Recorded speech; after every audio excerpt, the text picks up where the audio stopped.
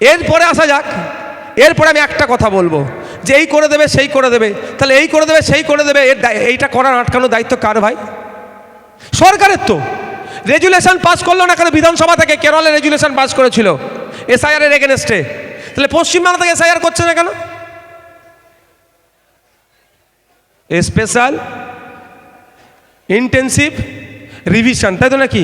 এটা গুলিয়ে ফেলে স্পেশাল ইন্টেন্সিভ রিভিশন, তাহলে বারণ করছে না কেন? ওটা করলো, আটকালো না কেন? আপনাকে আমাকে পাড়াতে পাড়াতে ঢুকে কি বলছে? এই করে দেবো, সেই হয়ে যাবে, হেন হয়ে যাবে, তেন হয়ে যাবে। ভাই এই হয়ে যাবে, এর থেকে বাঁচাবে কে? সরকার। তো সরকারটা কেন? এবার আপনাদের বলি সরকারটা কেন? সরকারের কাজ কি? সরকারের কাজ আপনার পাশে থাকা। আপনি অসুস্থ, সরকার আপনাকে সুস্থ করে তুলবে। আপনি পড়াশোনা করতে চান, সরকার আপনাকে পড়াশোনার উপযুক্ত জায়গা দেবে। আপনি এখান থেকে কলকাতায় যেতে চান, সরকার আপনাকে সরকারি বাস পরিবহন ব্যবস্থা দেবে। আপনার এলাকায় বসবাস করছেন, রাস্তাঘাট খারাপ, সরকার আপনাকে রাস্তাটা ভালো করে দেবে। এই আপনি বিপদে পড়েছেন, সরকার আপনাকে বিপদ মুক্ত করবে। এটা তো সরকারের কাজ। সরকারি ইনকাম বিজনেস করা সরকারের কাজ নয়। কিন্তু সরকার কি সেই কাজটা ঠিক করছে? সরকার বরঞ্চ আপনাকে কি করছে? কেন্দ্রের সরকার আধারের সাথে প্যানের লিঙ্ক করো, প্যান কার্ডের সাথে ভোটার কার্ডের লিঙ্ক করো, ভোটার কার্ডের সাথে আধার কার্ডের লিঙ্ক করো। এই লিঙ্ক করিয়ে করে আপনার জীবনকে পুরো একদম ফাটা টায়ার করে দিচ্ছে। ভুল সরকারকে আপনি বসিয়েছেন, মানে সরকারে ভুল লোককে বসিয়েছেন। ভুল সরকারকে নয়, সরি, সরকারের যে সিস্টেমের মধ্যে ভুল লোককে পৌঁছেছেন, লোককে দিয়েছেন, ফলে সে আপনাকে শুধু ঘুরাচ্ছে। যদি সঠিক লোককে দিতেন, আপনাকে ঘুরাতো না। ঠিক একইভাবে পশ্চিমবাংলা সরকারের কাজ কি? আজকে আপনি বিপদে পড়েছেন, আপনাকে বিপদমুক্ত করা, আতঙ্কিত না করা। আর যে কেরল যেভাবে এসআইআর এর এগেনস্টে রেজুলেশন পাস করেছে আমাদের পশ্চিমবাংলার বিধানসভাতে, 220-র অধিক তো তৃণমূলের বিধায়ক, তারা তো এমনি পাস হয়ে যাবে রেজুলেশন। 148টা ভোট পড়লেই পাস হয়ে যাবে। ভোটাভুটিও যদি হয়, 148 জন ভোট দিলে কি হবে? হ্যাঁ, পাস হয়ে যাবে। তা পাস করে নিতে পারতো তো, তাহলে এত ভয় ভয় আমরা পেতাম না। এই হচ্ছে কথা। 2021 সালে ভোট ধরা কলটার নাম কি ছিল ভাই? CANRC। 2002 সালের ভোট ধরা কলের নাম ছিল CANRC। 2026 সালের ভোট ধরা কলের নাম কি? হ্যাঁ, এটা মাথায় রাখবে, এটা ভোট ধরা কল। আমি একটা কথা বলে শেষ করব, আর এটাই যে আপনাদের বলি, আমরা CA নিয়ে অনেক চিৎকার চেঁচামেচি করেছি। আমি তখন বলেছিলাম CAতে কোথায় ভারতীয় নাগরিক থেকে দেশ থেকে তাড়িয়ে দেবে লেখা আছে, আমাকে দেখান তো। তখন আমাকে বলেছিল বিজেপির দালাল। আর ছাড়া তো বলার জায়গা নেই, বলতে ট্যাক্স লাগে না। যদি বলতে ট্যাক্স লাগতো, বলা বন্ধ হয়ে যেত। তো আজকের দিনেও বলছি, CAতে কোন জায়গায় সিটিজেনশিপ অ্যামেন্ডমেন্ট অ্যাক্টে ভারতীয় মানুষকে তাড়িয়ে দেবে এই কথা লেখা আছে, দেখান তো। নেই তো। কিন্তু আন্দোলন অনেক কিছু হয়েছে, আমিও আন্দোলন করেছি। কিন্তু আমি কেন আন্দোলন করেছি? বেশ কিছু ক্রাইটেরিয়াকে সামনে রেখে আমি মামলাও করেছি। কিন্তু এক লপ্তে এক নাগারে কি প্রচার চলেছিল বাজারে ঘাটে, যে মুসলমানদেরকে CA করে তাড়িয়ে দেবে। এটা চলেনি? এটা ভুল ছিল তো। আজকেও দেখবেন এইটা বাজারে ঘাটে চলাচ্ছে, কি এই দেশ থেকে তাড়িয়ে দেবে, দেশ থেকে। আরে ভাই, নির্বাচন কমিশনের রাইট নয় আপনি ভারতীয়কে ভারতীয় নয় এটা যাচাই বাছাইয়ের। ঠিক যেভাবে কথা বললো না কারিমুল, একটা কথা, যে থানার কাজ সিভিল ম্যাটার দেখা নয়, থানার কাজ হচ্ছে ক্রিমিনাল বিষয়টা দেখায়। হিংসা হচ্ছে, হ্যান হচ্ছে, তান হচ্ছে, সেটা দেখা। তার পরিবর্তে থানার এখন কোনো এক বড় বাবু, কোনো এক মেজো বাবু, কোনো এক সেজে বাবু, কোনো এক নসেজে বাবু, কোনো এক ডিউটি ইনচার্জ জমির দালালি করছে। এই খবর আমাদের কাছে আছে। কোনো থানার, বাংলায় 8টা থানা হয়েছে, হয়নি এখনো, মানে 8টা থানার 4টে থানা আছে ধরছে, এখন ধরে নিলাম 2টো করে থানা কন্ট্রোল করছে। তো কোনো এরকম অফিসাররা করছে, এর কাজ নয় তো। ঠিক নির্বাচন কমিশনের কাজ নয় আপনি ভারতীয় কি ভারতীয় নয় সেটা প্রমাণ নেওয়ার। নির্বাচন কমিশনের কাজ কী হবে? ডকুমেন্টস দেবে, ডকুমেন্টসের ভিত্তিতে 18 বছর হয়ে গেছে, ভোটার লিস্টে নাম উঠে যাও। বেঁচে আছে কি মরে গেছে, ডকুমেন্টস দাও। যদি মরে যায়, ভোটার লিস্ট থেকে নাম কেটে দাও। আর ইলেকশনগুলোকে কন্ডাক্ট করা। তাহলে এখনও কি বাজারে কি চলাচ্ছে? এই করে দেবে, সেই করে দেবে, সব পাঠিয়ে দেবে, আমাদেরকে ব্যাগ গুছোতে হবে। আরে কে ব্যাগ গুছাবে? কার বাবার ক্ষমতা আছে? এখানে মতুয়ারা থাকবে, কার ভোট কারার ক্ষমতা কার আছে দেখে নেবো আমরা। সামনে সাইডে দাঁড়িয়ে থেকে লড়াই করব। এখানে মুসলমানরা থাকবে, বৈধ ভোটাররা থাকবে, দলিতরা থাকবে, আদিবাসীরা থাকবে। কে তার ভোটাধিকার কারে দেখবো। আমি আপনাদের বলে যাচ্ছি, যদি একটা ও বৈধ ভোটারের নাম কাটে, কেউ থাকুক না থাকুক তার পাশে নওশাদ সিদ্দিকী তার হয়ে লড়াই করবে, তার পাশে থাকবে। শুধু ভাঙন নয়, রাজ্যের মানুষের কথা বলছি আমি। আমাদের কিন্তু একটা ভুল বুঝিয়ে দেওয়া হচ্ছে। এইটা মাথা থেকে যাবে তো নাকি ভাই? তাহলে আমি এই বিষয়ে আজকে বক্তব্য এখানেই সমাপ্ত করছি। তাহলে দুটো জিনিস মাথায় খুব ভালো করে রাখবেন। একটা কি, যখন আপনি কাগজটা জমা দেবেন সেই সময় অফিসারের নাম আর স্ট্যাম্পটা যেন মারে, মাথায় থাকবে তো। সই আর স্ট্যাম্পটা না হলে আপনি কাগজ আপনার হাতেরটা দেবেন না। এরকমভাবে একটা পিছনে রাখবেন, দরকার হলে বাবু সই মারো, স্ট্যাম্প মারো, আমি এইটা দেবো। এদের বিশ্বাস মানে অফিসারদেরকে অবিশ্বাস করবেন না, কিন্তু আমাকে বাঁচতে হবে ভাই, আমাকে আতঙ্কে ফেলছে। তাহলে আমি কি করব?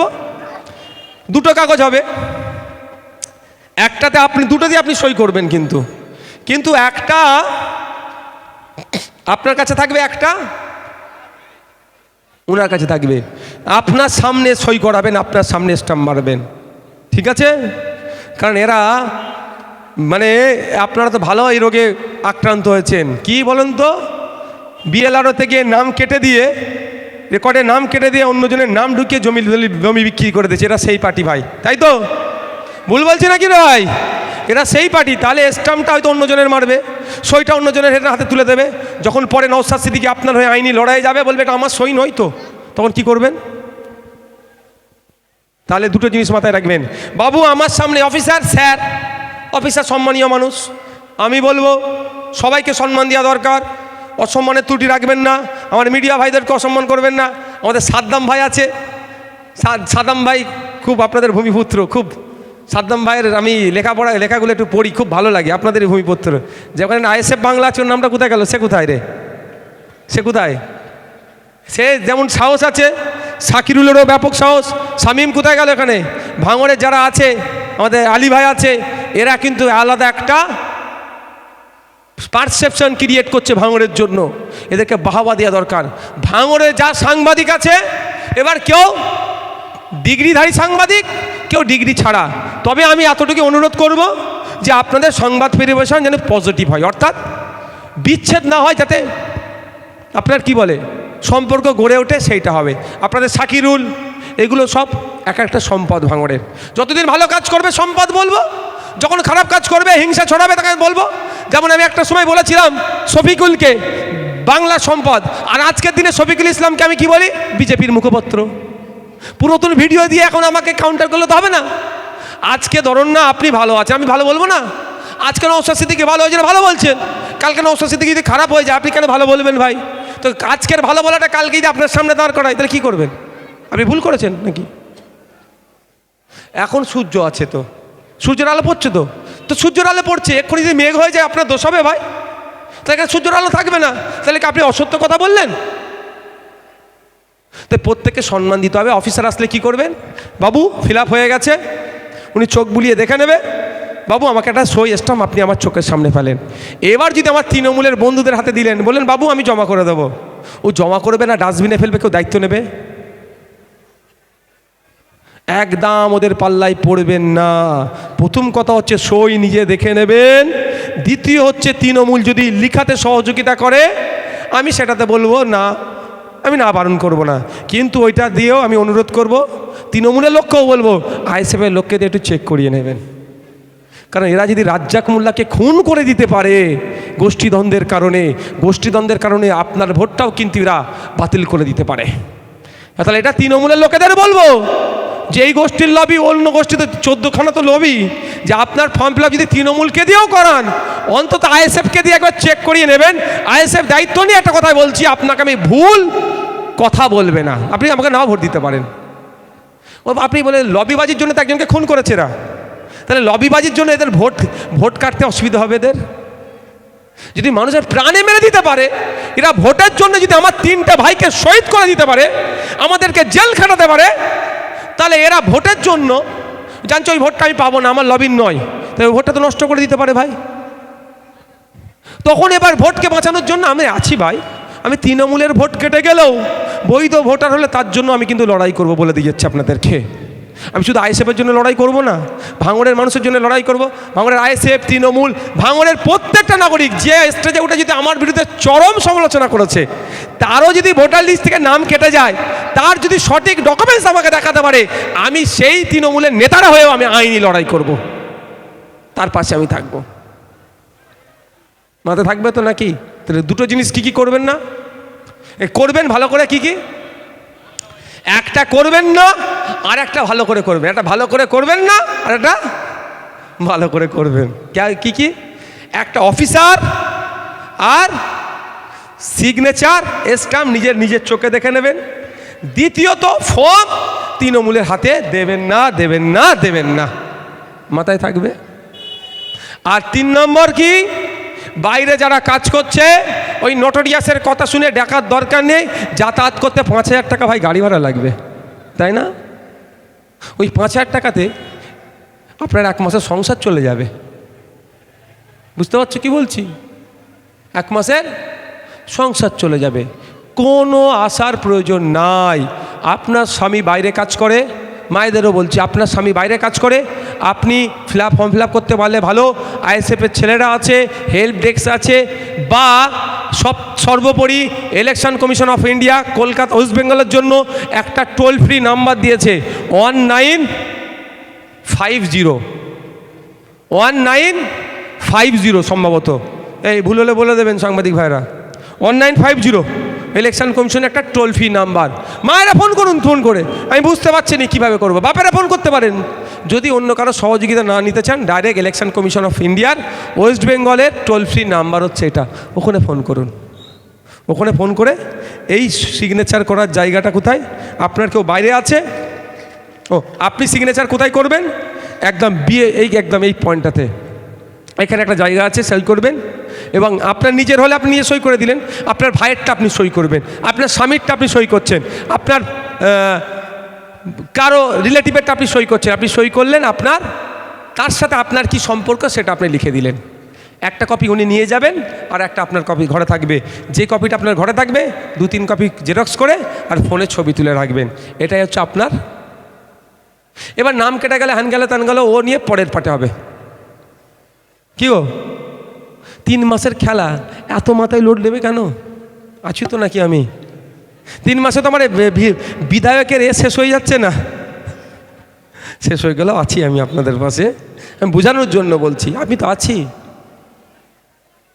নাহলে এতক্ষণ এয়ারপোর্টের জন্য জায়গা, বুঝতে পারছো তো, মনে আছে তোমাদের?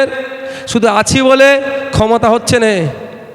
সেই রকমভাবেই আপনাদের বিপদে আমি ঢাল হয়ে দাঁড়াবো। আগে আমার উপর দিয়ে যাবে, তারপরে আপনাদের কাছে পৌঁছাবে। এটা মাথায় রাখবেন। কে অফিসার আছে দেখবো, তারপরে এই নাম ফোন নাম্বার থাকছে না ওপরে, আর নিচে সই থাকছে। আমার ভাই বৈধ ভোটার রাম কাকার ভোটটা কেটে দিয়েছে, আমার রহিম চাচার ভোটকে কেটে দিয়েছে, আমার ফতেমা মা বা আমার সীতা মায়ের ভোটকে কেটে দিয়েছে। কাগজে জেরক্স আছে তো আমার কাছে। এর জবাবটা কি হবে তখন?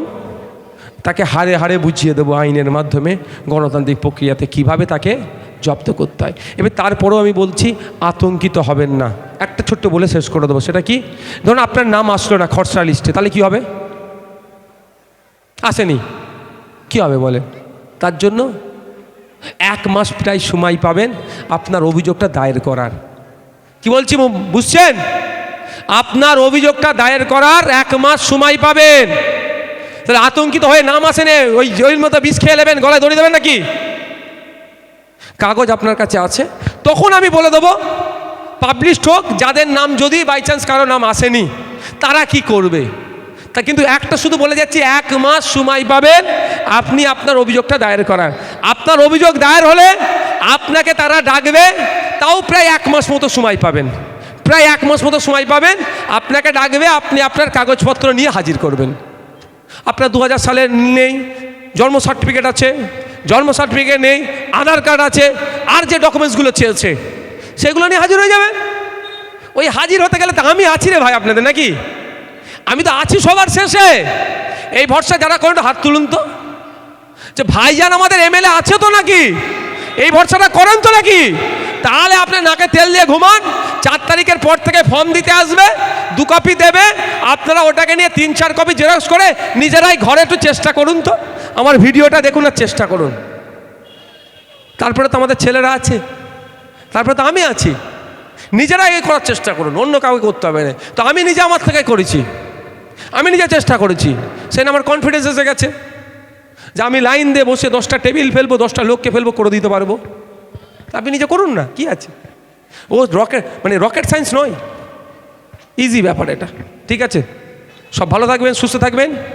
আজকের আমাদের রক্তদান শিবিরে যে সমস্ত রক্ত যোদ্ধারা রক্ত দিয়ে সহযোগিতা করলেন, অনেক 650 পার করে দিয়েছে আমাদের রক্তদান শিবির আজকে। 650 জন আরও যারা দেবেন সমস্ত রক্ত যোদ্ধাদেরকে ধন্যবাদ জানাই। আচ্ছা ঠিক আছে, সেটা শেষে ঘোষণা হবে। তা এখনও কিন্তু রক্তদান শিবির চলবে। কটা বাজে গো? ওই বাইরের মাইক বন্ধ করেছিলেন নামাজের সময়? এ বাবা, এগুলো দেখতে হবে না, এগুলো ফলো রাখবে।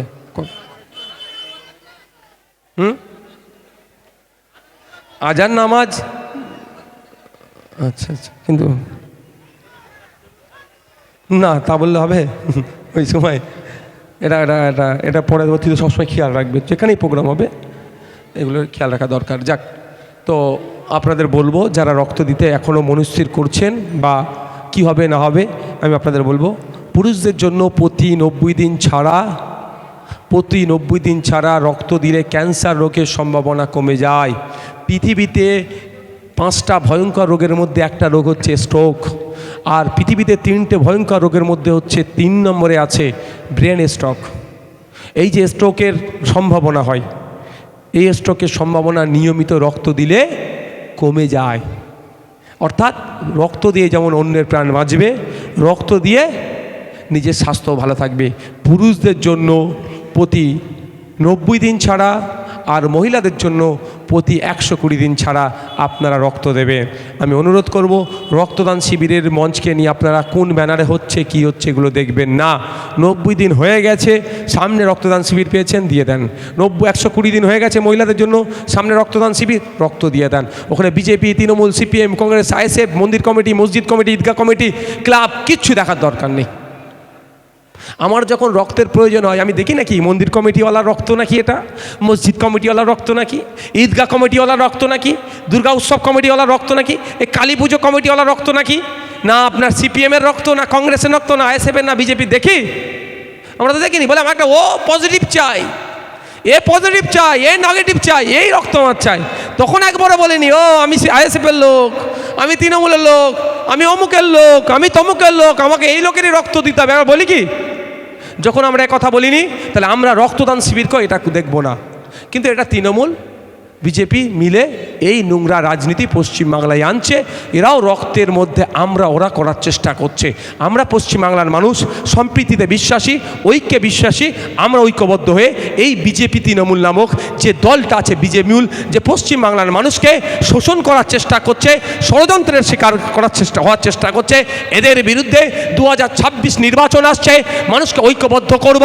যত অবিজেপি অতৃণমূল দল আছে একসাথে হব, একসাথে হয়ে এই বিজেপি তৃণমূল তথা বিজেমূলের বিরুদ্ধে অল আউট লড়াই যাব। গণতান্ত্রিক প্রক্রিয়ায় বাংলা থেকে বিজেপি তৃণমূলকে ভোটের মাধ্যমে হারিয়ে পরাজিত করে সুন্দর সকাল ব্যবস্থা নিয়ে আসবো। যে সব সুন্দর ব্যবস্থাতে, যে সুন্দর সকালে নারীর অধিকার থাকবে, পুরুষের অধিকার থাকবে, ছাত্রের অধিকার থাকবে, যুবকের অধিকার থাকবে, দলিতের অধিকার থাকবে, আদিবাসীর অধিকার থাকবে, মুসলমানের ওবিসি সার্টিফিকেট নিয়ে সমস্যা হবে না, ফেক এসটিএসসি সার্টিফিকেট বাতিল হবে, ওয়াকফ সম্পত্তি উদ্ধার হবে, মন্দির মসজিদের সম্পত্তি বেগে দখল সেটা উদ্ধার হবে, রিফিউজি ল্যান্ড ফিরিয়ে দেওয়া হবে, সুন্দর সুষ্ঠু সমাজ ব্যবস্থা হবে। যেই সুষ্ঠু সমাজ ব্যবস্থায় প্রত্যেকটা নাগরিক মাথা তুলে বাঁচবে, সেই সমাজ ব্যবস্থা আমরাই উপহার দেব। আপনাদেরকে দায়িত্ব নিতে হবে। দায়িত্বটা কি? ইভিএম মেশিনে